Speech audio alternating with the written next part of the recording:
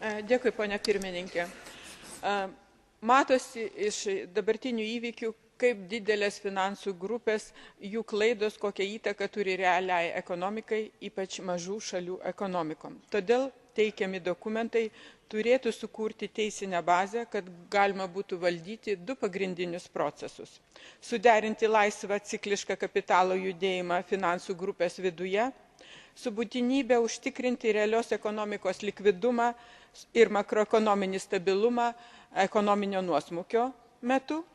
Ir taip pat antrą funkciją turi padėti pasidalinti atsakomybę tarp motininių ir dukterinių bendrovių priežiūros institucijų, kad būtų užtikrinta finansų grupės tinkama veikla ir būtų aišku, kas padengs nuostolius, jeigu pasitaikys klaidų.